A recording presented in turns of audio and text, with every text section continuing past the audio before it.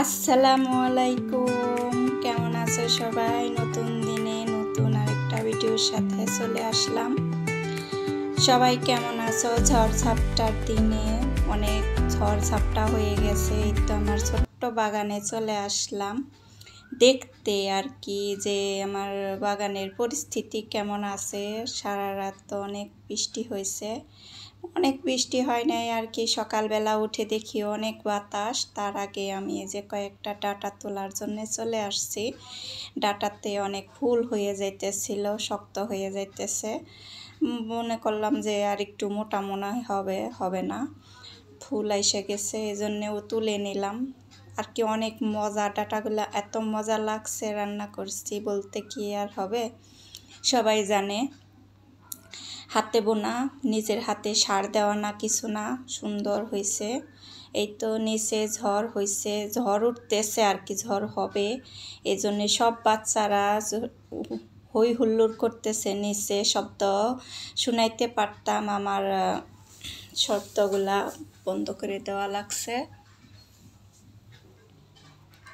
তার জন্য আর কি শোনাইতে পারলাম না। এই তো আমার টবের গাছগুলা একটা দুন্দুল গাছ হয়েছে, ওইটা আর কি দুন্দুল ধরছে, 2-3টা বের হয়েছে। অনেক সুন্দর লাগতেছে, ভালো লাগতেছে যে গাছে ফল ধরলে কতটা আনন্দ লাগে। তো কাঁচামরিচগুলা দেখো আমার পাইকে পাইকে কেমন হয়ে যাইতেছে। এগুলা যে উঠিয়ে নেব, তারপরে আবার কিনে আনতেছে, ওগুলাও খাওয়া লাগে, তার জন্য এগুলা নেই নাই। আর এগুলা পাকলেও তেমন একটা কিছু না, কয়েকটা পাকিয়েই কি করব। এখানে যে টমেটো গাছ হয়েছে, সব গাছের খুবই খারাপ অবস্থা। বৃষ্টি হবে যত তত খারাপ হবে, গাছগুলা নেলিয়ে পড়ে যাবে। এই তো এইখানেও দেখো আমার ছাদে থেকে আমগুলা ধরা যায়, সব আমই ধরা যায়। এই তো চারিদিকে অনেক বাতাস, অনেক মানে ঝরঝরিয়ে বৃষ্টি পড়তেছিল, তখন একটু আমি চারিদিকে এসে একটু বাতাসের হাওয়া খাইছি।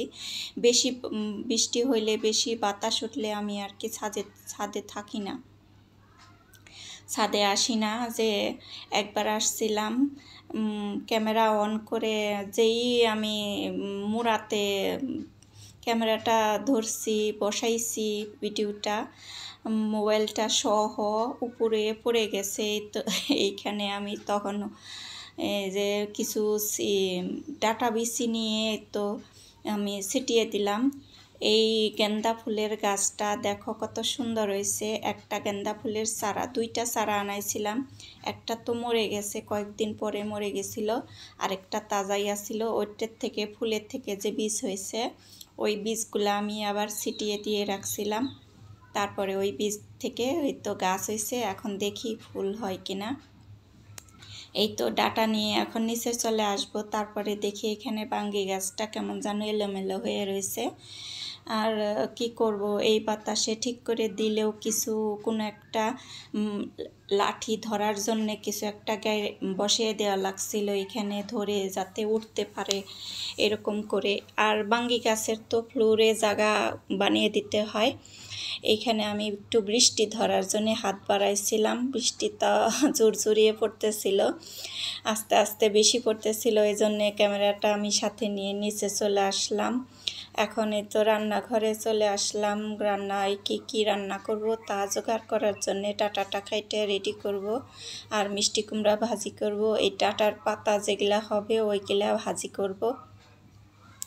সবটাই কেটে কেটে নিয়েছি, এখানে যে ধুয়েও নিয়েছি সব কিছু। এখন বসিয়ে দেব রান্নাটা। আজকের ভিডিওতে আমার যে নতুন ভাই ও বন্ধু হয়ে থাকো, নতুন কেউ যদি দেখে থাকো, আমার পাশে থেকে যেও, ফলো দিয়ে কি সাবস্ক্রাইব করে একটা লাইক দিও, সুন্দর করে ছোট্ট করে একটা লাইক দিও, আর একটা করে কমেন্ট রেখে যেও, যে আমি তোমার কমেন্টটা ধরে যাতে তোমার পরিবারে যেতে পারি, আমি তোমার সাথে সাক্ষাৎ করতে পারি, এরকম একটা মানে ঠিকানা রেখে যেও। আমার ভিডিও যারা দেখো, যারা অন করো, দয়া করে ফুল ওয়াচ করে দিও।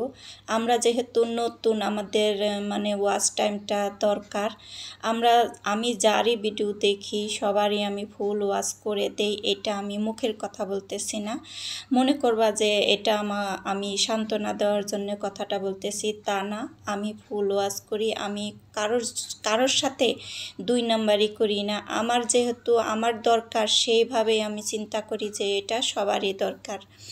আমরা একটা পরিবারের যে সব কিছু গুছিয়ে রাখা, সব কিছু কাজকর্ম দেখা, আমার এটা ভালোই লাগে দেখতে। আমার যে টিভিতে আমি ভিডিওগুলা দেখি, মোবাইলেও দেখি, মোবাইল দিয়ে আমি কমেন্ট করে দেই, আর টিভিতে আমি অন করে রেখে দেই। আর বাকি কাজগুলাও তো আমাকে করতে হয়। শুধু টিভির সামনে বসে থাকলে হয় না। আমি অন করে আমি ফুল ওয়াচ করে দেই। আমি ভিডিও সবটা দেখি না, দেখি সবটারই ফুল ওয়াচ হয়ে যায়। আমার দেখাতে তো আর তোমরা বুঝতেছ না, যে কেউ বুঝবে না যে ভিডিওটা তো চালু দিয়ে রাখছি, ভিডিওটা আমার চলতেছে। আমি প্রায় সময় আমি ভিডিওটা অন করে একটার পর একটা যতগুলা আমার মানে ফ্রেন্ড লিস্টে আছে, সাবস্ক্রাইবার করে রাখছি, সবারই একের পর এক ভিডিও আসতেই থাকে। সবটারই আমি একটা একটা করে কমেন্ট করে দিই। একটা ভিডিও শেষ হয়, তারপরে আমি মোবাইলে চেক করে তারপরে আমি কমেন্ট করে দেই যে আমি ফুল ওয়াচ করে দিছি। এইভাবে আমি ভিডিওগুলা দেখে থাকি। আর আমার ভিডিও কে কে দেখো, দয়া করে ফুল ওয়াচ করে দিও। আমারও তো একটু মানে তোমাদের সাহায্যর দরকার, দয়া করে আমাকে এতটুকু সাহায্য করো। আর অনেকেরই শুনি তোমরা মানে এরকম করা ঠিক না, যে একটুখানি শুরু করেই অমনি ভিডিওটা বন্ধ করে দিয়ে একটা কমেন্ট ফেলে যাও, আর লাইকও দাও না। একটা কমেন্টের কি হয়?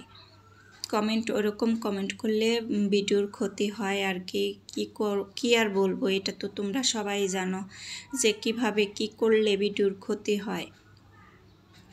এর আগে আমি একটা চ্যানেল নষ্ট করছি। এটা যেহেতু আমার নতুন, তার আগেও আমি একটা চ্যানেল করছিলাম, ওইটা আমার ফ্লপ হয়ে গেছে আর কি, ধরে রাখতে পারি নাই নানান ভুলের কারণে। এইটার সাথে আমি কোনো ভুল করি নাই, ভুল করব না, আর ভুল করতে চাই না।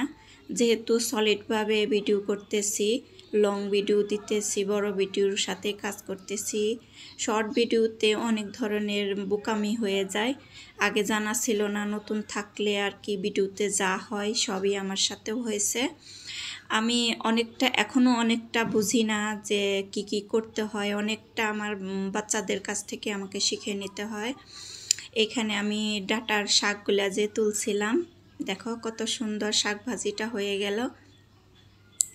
এইভাবে ডাটা আর শাকটা তুলে নিলে অনেকটা সাশ্রয় হয়। কিছু কিছু শাক, কিছু টমেটো, কিছু মানে কাঁচামরিচ গাছ, এরকম যদি আমরা মানে চারা রোপণ করে মানে নিজেদের জন্যে করে থাকি, তাহলে অনেকটা মানে সপ্তাহে 2-3 দিন যদি আমরা এভাবে নিজেদের সবজিগুলা তুলে খাইতে পারি, তাহলে অনেকটা সাশ্রয় হয়ে যায়, আমাদের অনেক টাকা কম লাগে আর কি খরচ। এমনিতে আমার অনেক মানে তরকারি বেশি লাগে না, সবজি বেশি লাগে না। আমার বাচ্চারা তেমন একটা খাইতে চায় না। 2টা করে পোলট্রি মুরগি আইনে একটু ভোনা করে দেই, মাঝে মধ্যে করি আর কি। ওইভাবে এক সময় এই সবজিগুলাও খাওয়ানোর চেষ্টা করি, তারা খাইতে চায় না। তারপরে এই সবজিগুলো আর কি আমার অনেক কম লাগে। যদি কিছু আমি ওই টবে কিছু উঠাইতে পারি ধরে, আমার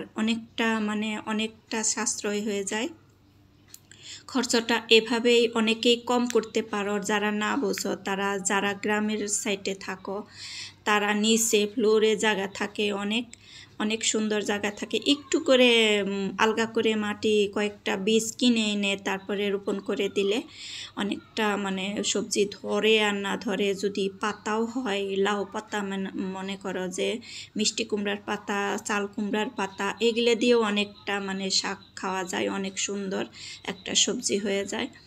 আমি তো চাল কুমড়ার পাতা দিয়ে রান্না করা, শুটকি মাছ দিয়ে, মিষ্টি কুমড়ার পাতা দিয়ে রান্না করি অনেক ধরনের। মানে আমার একটু একটু করে যে মানে পাতাগুলা হয় ওইগুলা দিয়ে আমি অনেকটা মানে সেভ হয় আর কি, অনেক তরকারি কম লাগে।